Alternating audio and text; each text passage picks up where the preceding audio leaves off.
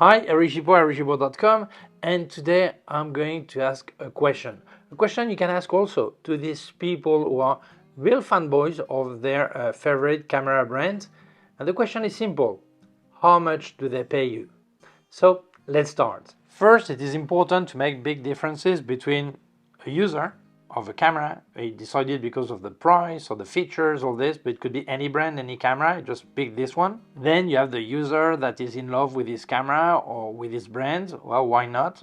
It's good to be happy about what you have instead of hating it. So I think that's good. Then you have the big fanatic. Well, yeah, he says, I would always use this brand and that's it, without much reason, or that's it, the way it feels. But then you have the fanatic that is a simple hater of anything else, that he looks over the shoulder of anyone that's using something else, okay? That's a big problem. And actually, many people start commenting in this kind of video like, oh, I know some user of this brand exactly as you say, they're just fanatic, all this. Well, honestly, in every brand, you have the full specs of that kind of user, from the simple user to the really hater, fanatic, crazy, okay? So, yeah, it depends where you are, who you meet, but actually every brand has every type of user. I guarantee it, okay? And then I think there's an attitude. One thing is to be happy about the gear you have, and that's really good. One thing is to be happy and thinking that the gear you have is the best for you. That's good. Logically, you think what's best for you. That makes sense. Then you have some people, they feel that what they have is the best for everyone and anyone. Well, maybe not, but they still think like this. And other people, basically, if you don't have the same as they have, they look at you as if your gear was trash.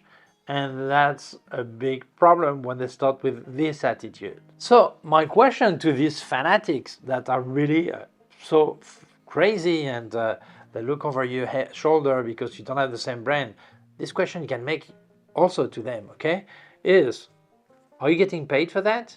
Do they give you something? Are you a shareholder of the company? Because honestly, with this attitude, the only thing you achieve is to create hate, yeah, not nice ambience in the photography world. Yeah, you create hate. People start being in a situation that they don't want to meet people like you. Yeah, that's not nice. That's a really bad ambience for photography. And at the end, you feel you're defending and telling your brand is the best, but the only thing you achieve is that we don't want to try it. If you like tell me this is the best and everything, the rest is crap, all this, and I look at you like this, my feeling is that are all users of this brand like this? I don't want to try this brand. So you're defending something, but you're actually sinking it. You're actually getting down to the bottom of the ocean with your attitude. You should think about this. So let's think a bit. Let's say you're a professional photographer or any profession. I think you want to make as much money as you can, get your client as satisfied as possible. So obviously you're going to get the best tool. You want to have full success, so you're ready to find the money wherever it is to be able to buy the best tool. Isn't it logical? Okay, so obviously every professional photographer have the same camera and the same brand, isn't it? No? Why not? Well, probably because this perfect camera does not exist. So it doesn't make any sense, these people telling this is the best brand, the best this. Do you think professionals are so stupid they would not buy the best for their client and make as much money as they can? Some will be stupid probably, but as any branch, any activity, but most of them are not, obviously. So why wouldn't they get the best camera? Because the best camera does not exist. The best brand does not exist.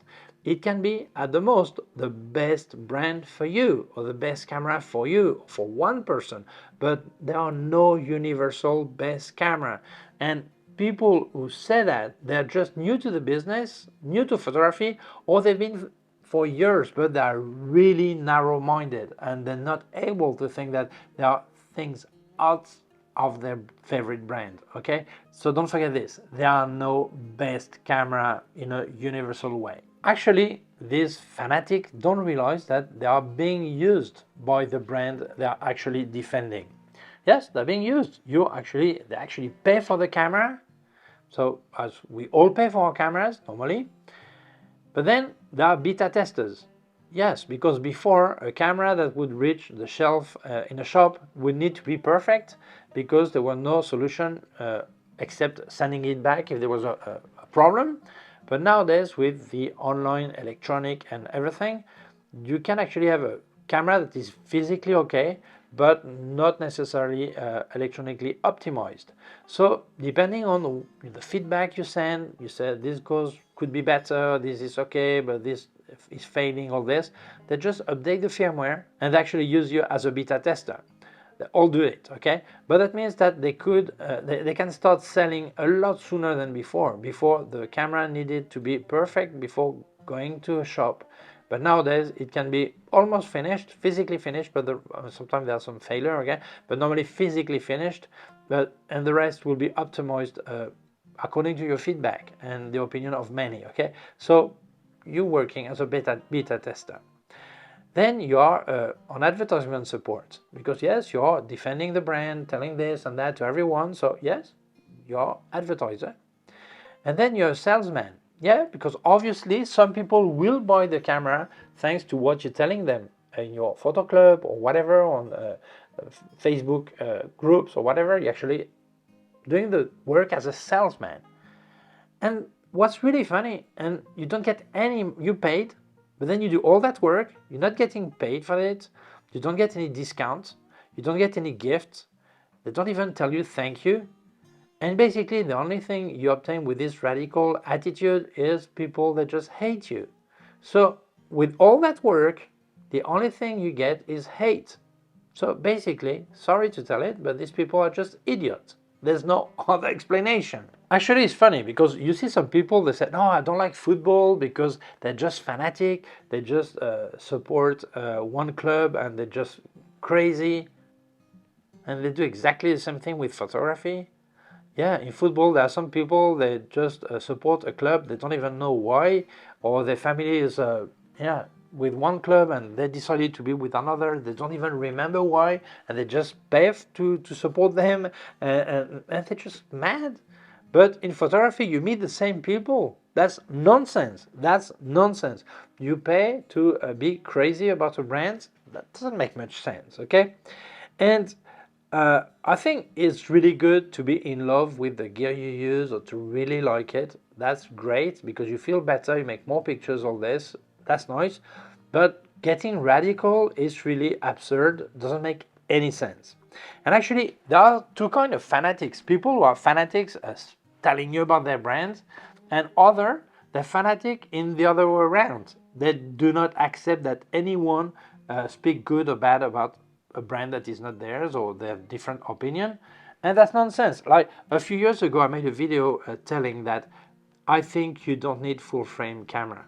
Why? Because everyone was like telling that if you don't have full frame, you don't have a good camera, all this.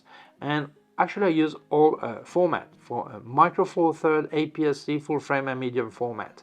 And I was so surprised that it was like this full frame war that I needed to say, easy. You probably don't need to pay extra for full frame camera. And so many people starting to say, Eric hates full frame, he doesn't like full frame. I never said that. I said most people don't need to pay this extra money for full frame. I didn't say anything else.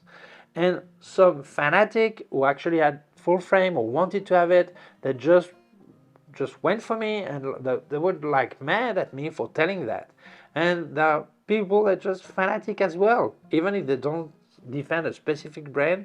They think that if you say anything positive about a camera, it's because you're a fanboy, or if you say anything negative about a brand, it's because you're a fanboy of another brand. That's stupid.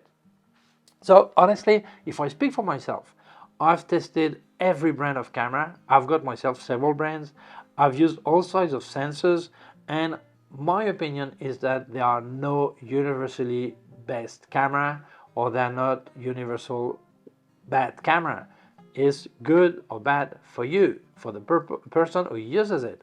Sometimes it's a matter of price, a feature, whatever, that doesn't match what you want or what you can afford or what you would like to have, but it doesn't mean this is a bad camera, or the one you have doesn't mean this is the best camera. That's simple. It's time in 2024 to open your mind and start thinking that there are not one best brand or one best camera. As a conclusion, important. Sometimes on social network, I see people asking, what camera brand should I buy, or what camera should I buy? And I see many people rushing to answer, giving the name of the brand they use or the camera they use. And this is nonsense. Why? Because maybe you do sport photography, so you decided on a camera body and lenses according to what you need, the features you need for sport photography. But maybe that person that is asking actually is doing landscape photography or portrait or macro photography, and that person needs something completely different. So it's nonsense to say, no, I love my cameras, I want others to have the same brand. No, you should ask what it is for. And according to this, if you feel you're able to answer, you know the answer, you can really help, then you give an answer. Otherwise, it's better to move on and not say anything. Often, some people contact me and say, I want to do this and that, and I recommend a camera I don't even use myself because I don't do that type of photography, or I've got a different budget or whatever. So if you're a pianist, you must be able to listen to someone playing guitar and have an opinion about what he's doing without telling that person, you must stop guitar and play piano. Why should he stop? If you have a level that is good enough, you're able to help someone who plays a different musical instrument than you, and give maybe not the technical side of it, but the way to interpret all this. You may be able to help even if it's not the same instrumental, the same music instrument. That's logical. In photography, that's the same thing. You must be able to recommend something even if it's not what you would use. Otherwise, you just move on and don't tell anything, and that's it. So, as a conclusion, peace. Please, same. It sounds like a Miss Universe asking for peace in the whole world, okay? So please, I know some people, many of do photography and watch football, but we're going to try not to have the same attitude. Please, let's be all together, have fun, and that's it. So, thank you very much for watching my video. If you feel it may interest other people, please share it on social networks. If you have not done it yet, please subscribe to my YouTube channel, the small button down here, and so a small bell. If you click on the bell, you will get notified when I upload a new video. My website, Gibaud.com. If you have any question, can leave a comment below. I'll also leave you links of my on Amazon, links of everything I reviewed by K&F Concept, Sandmarc, and Flashes by Westcott, more affiliated links, and also links to my PayPal account in case you wanted to make a donation. Thank you very much. Please take care of yourself and see you soon. Bye.